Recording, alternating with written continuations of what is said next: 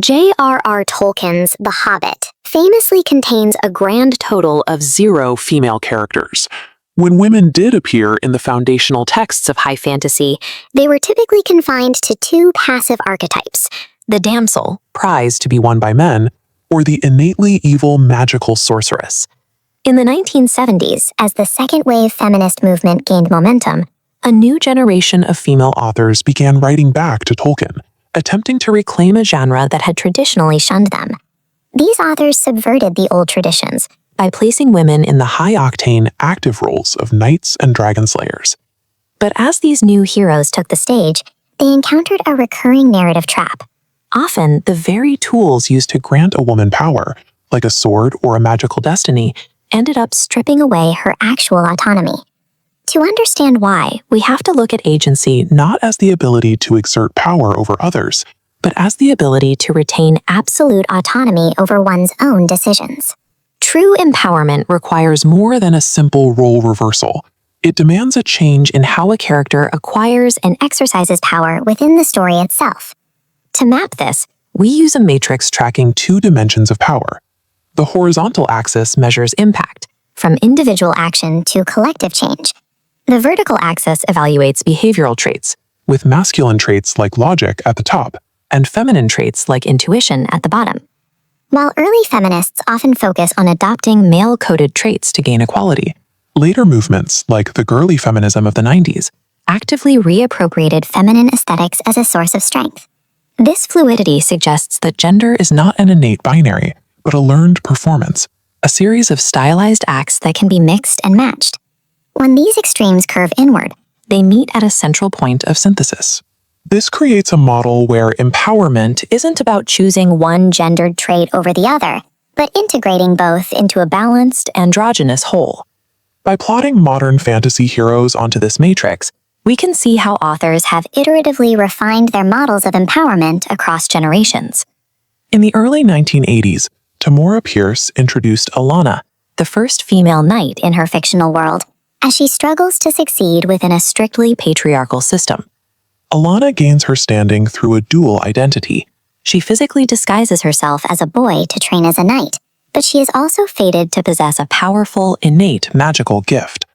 While the gift seems like an advantage, a close reading of the text's grammar reveals that her magic actually functions as a form of disempowerment. When Alanna uses magic to save a friend, the text describes her twisting in a writhing well, while an alien place pulses around her, enclosing her like a living thing. This vague, metaphorical language portrays her as a passive vessel. She is not in control of the magic. She is drifting within a supernatural force she doesn't understand.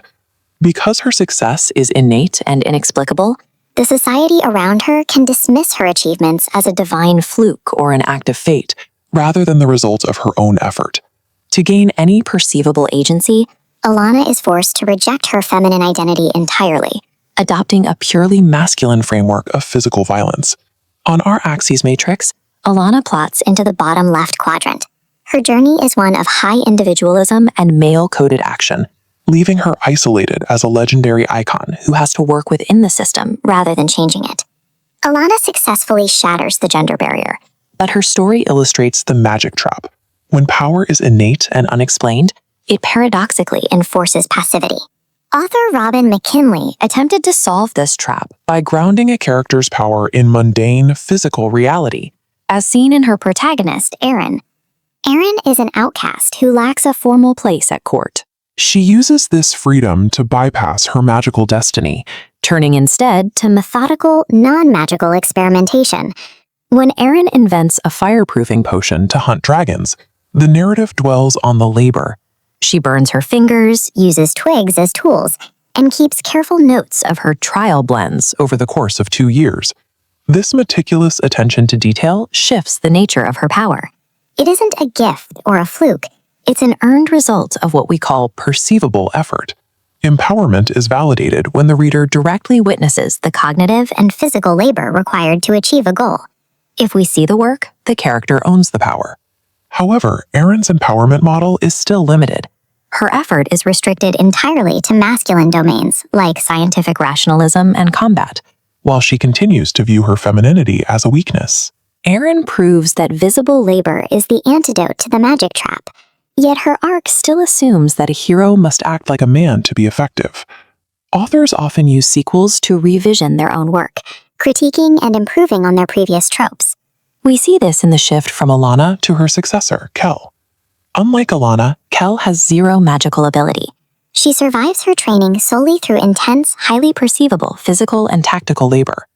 Kel initially struggles with her developing body, viewing her femininity as an inconvenient obstacle that threatens her agency in a male-dominated academy.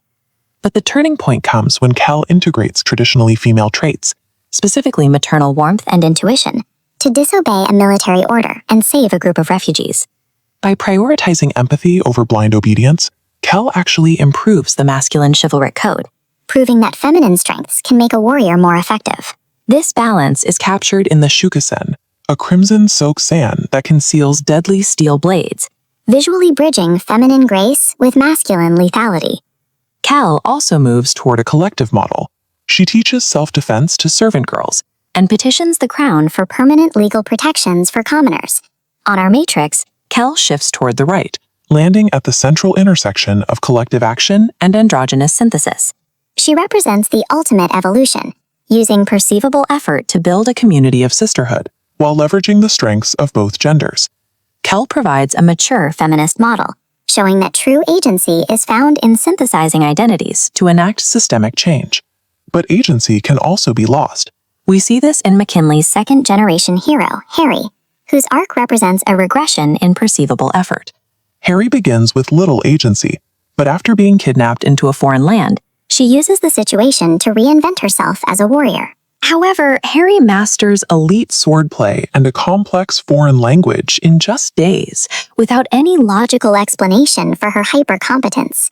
Because this power is unearned and supernatural, Harry feels disconnected from her own achievements. She cannot explain where her power comes from, so she cannot truly own it.